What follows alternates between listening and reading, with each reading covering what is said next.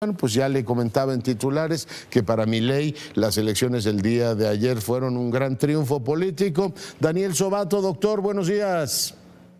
Muy buenos días, Leonardo, un placer saludarte. Pues ¿cómo ves efectivamente lo que ocurrió el día de ayer en la Argentina?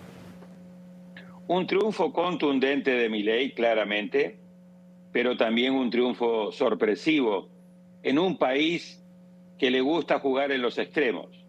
Fíjate que Milei y el oficialismo, La Libertad Avanza, llegaron a esta elección con la lengua afuera, temiendo que iban a tener anoche una noche trágica, amarga. Después comenzaron a ver y sentir cierto alivio, después comenzaron a estar expectantes, después se comenzaron a tener un moderado optimismo y terminaron eufóricos. Todo esto en 4 horas, Leonardo, desde que cerraron las urnas a las 6 de la tarde a las 10 de la noche, 10 y algo que el presidente Milei dio el discurso. El mismo presidente Milei reconoció de que él no esperaba un triunfo tan contundente, pero me gustaría que podamos analizar este triunfo en función de lo que se trata. Esto no es una elección presidencial, es una elección legislativa de medio periodo. Es decir, se renovaba la mitad de los diputados y se renovaba 1/3 del Senado. Y más allá del triunfo contundente y muy importante que tuvo La Libertad Avanza en una elección que terminó polarizándose entre el partido de Milei y el kirchnerismo, le sacó 9 puntos en Cámara de Diputados y le sacó casi 13 puntos en la Cámara del Senado. Pese a todo esto, Milei, a partir del 10 de diciembre, que es cuando inicia el nuevo Congreso ya con las cámaras renovadas, no va a tener mayoría propia, ni en diputados ni en el Senado.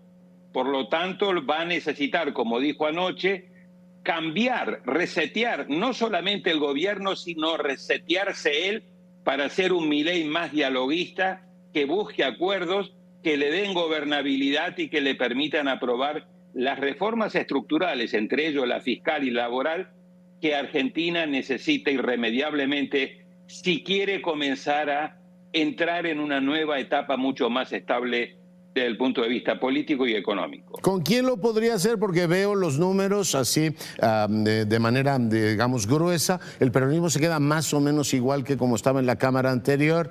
Crece efectivamente el partido de Milei y crecen algunos partidos provinciales. ¿Con quién podría Daniel articular esa mayoría? Son reformas las que tú pones sobre la mesa de gran calado. Correcto. En la Cámara de Diputados son 257 los diputados. Por lo tanto, vos necesitas 129, que es el número mágico para tener quórum y para aprobar leyes. Esos 129, como decía, La Libertad Avanza no los tiene. Ni con los votos propios, tiene 80, ni con los 24 que le puede sumar el PRO de Macri, y va a necesitar alrededor de unos 20 o 25 votos adicionales que podrían provenir de los que anoche él llamó que son gobernadores dialoguistas. Él dijo, están los kirchneristas, con los cuales obviamente no nos vamos a poner de acuerdo, pero hay un buen número de otros diputados, de gobernadores con los cuales tenemos diferencias, pero con los cuales nos podemos entender. Así que ahí en ese lago va a tener que ir a pescar, pero vuelvo a insistir, va a tener que cambiar la manera que gobernó en los primeros 2 años, que gobernó con mucha soberbia, que gobernó por sí solo y que gobernó siempre desacreditando y descalificando a los adversarios. Así que ahí hay un reseteo muy importante. Y en el Senado, si bien también ganó músculo político, tiene 18 a partir del 10 de diciembre, más 6 del PRO, tiene 24, pero en el Senado son 72 y necesita mínimo 37, 38 como para poder tener esa mayoría que le pueda dar, porque acuérdate que en Argentina es un Congreso similar al de México bicameral, y por lo tanto las leyes las tenés que aprobar en ambas cámaras. Así que el reto de la gobernabilidad sigue presente con un Milei con mucho más músculo político, y anoche también hubo 2 ganadores, uno en Argentina, que fue el Milei, y el otro en el norte, que fue Trump y su secretario del Tesoro, porque sin la ayuda que le dio a último momento de manera política y económica y financiera a Trump y su secretario del Tesoro, Bessent, Milei no hubiera podido lograr lo que logró anoche. Ahí está el apoyo. Y bueno, pues por supuesto uno tendrá la opinión que quiera, pero es sensata la forma en que los argentinos finalmente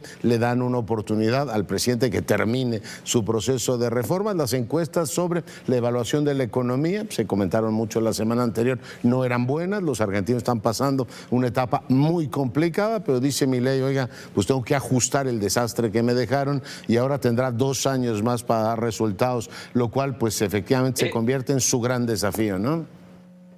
Ese es un gran punto que acabas de tocar, Leonardo, porque en realidad esta elección fue entre 2 miedos. El miedo de seguir con Milei 2 años más y la incertidumbre que esto te lleva, o el miedo de la certidumbre de regresar al kirchnerismo.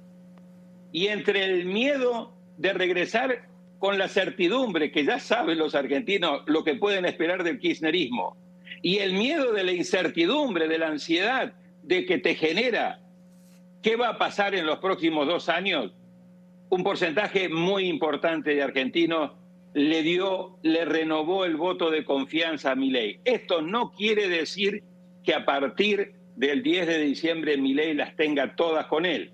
Se vienen desafíos mayúsculos para la Argentina. Vamos a tener que ver si tiene la capacidad de cumplir con lo que dijo, vuelvo a insistir, hacer diálogo, construir consensos, buscar gobernabilidad, hacerle ajustes al programa económico, hacerle ajuste a sus proyectos de ley fiscal y laboral para buscar esos acuerdos, resetear el gabinete. Hay 5 ministros que se fueron, uno ya lo reemplazó. Vamos a ver cómo arma ese gabinete, qué tanta amplitud hace con otras fuerzas políticas o si se cierra nuevamente, y la relación al interior del gobierno, que hay mucha tensión entre su hermana y su principal asesor político, no Luis Caputo, que es el ministro de Economía, sino Santiago Caputo, que es su asesor político. Así que los desafíos siguen estando ahí, pero tenemos un Milei que llegó con la lengua afuera y se va con más músculo político, pero también con un voto de confianza que ahora tendrá que validar en sus acciones. Oye, interesantísimo. Bueno, pues ahí tiene la confección del gabinete, una opción para ir ganando aliados y tener una actitud más concertadora. Oye, de la Argentina, interesantísima, te muevo hasta Malasia. Yo no sé qué ocurrió, hay una reunión de viejos caimanes y no sé si hablaron, en este caso Trump y Lula, de, oiga, ¿qué tal? Usted se va por ¿en qué va? En el 4º mandato Lula, y Trump dice, pues yo me iría por un 3º. No sé si hablaron de ese tema o de aranceles, pero lo que parecía una relación muy tensa, de pronto en Malasia, yo no sé, tomaron té oblong, uno de estos que toman por aquellas partes del mundo, mi querido Daniel, pero parece que hay distensión en ese frente, amén de la distensión más amplia que habría entre Estados Unidos y China. Pero interesante lo de Lula, porque ambos esta semana hablaron de, pues, ¿por qué no un mandato más, Daniel? Ya mejor se quedan en la presidencia ambos. Mira, yo creo que en el mismo momento que Trump entendió que su estrategia frente a Lula era fallida, comenzó a recular y a cambiar.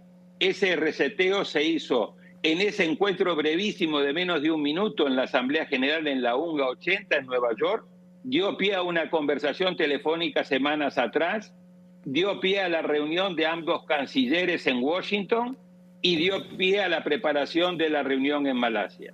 Claramente Trump entendió que lo que había hecho de colocarle aranceles para castigar a Lula y presionar a la justicia era una medida equivocada, porque estaba beneficiando muchísimo a Lula en las encuestas y además no estaba beneficiando a su aliado, que es Bolsonaro. Por cierto, nota de pie de página, hemos visto una injerencia indebida y prominente de Trump en la campaña electoral de Argentina. Yo creo que vamos a seguir viendo a Trump inmiscuyéndose en varias de las elecciones que vienen en América Latina, tratando de favorecer a estos candidatos de derecha o de extrema derecha. Entonces, desescalar con Brasil creo que es lo que Trump entendió tiene que hacer, porque lo que le estaba pidiendo a Lula era absurdo, que era que Lula le dijera a la Corte Suprema, oye, detén todo el juicio contra Bolsonaro, y que comercialmente es Estados Unidos el que tiene un superávit y no Brasil.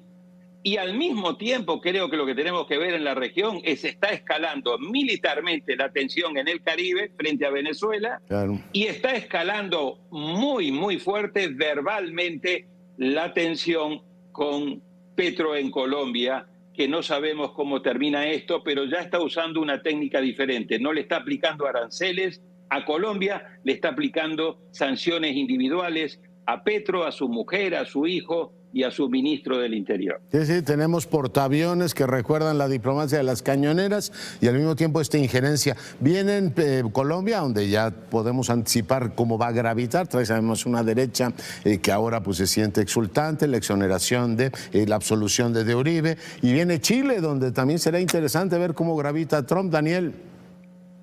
Absolutamente. En Chile, elección primera vuelta, 16 de noviembre.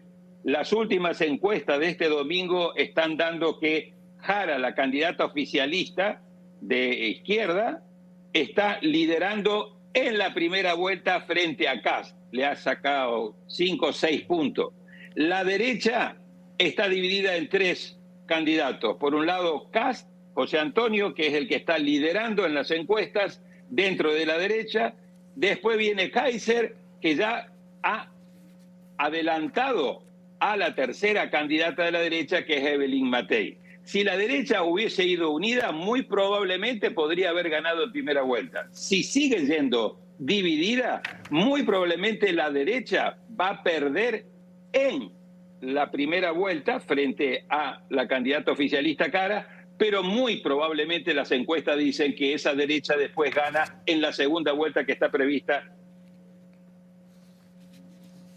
Sí, efectivamente. Pues mi querido Daniel, te mando un gran abrazo y te mando un gran abrazo y te agradezco mucho el enlace.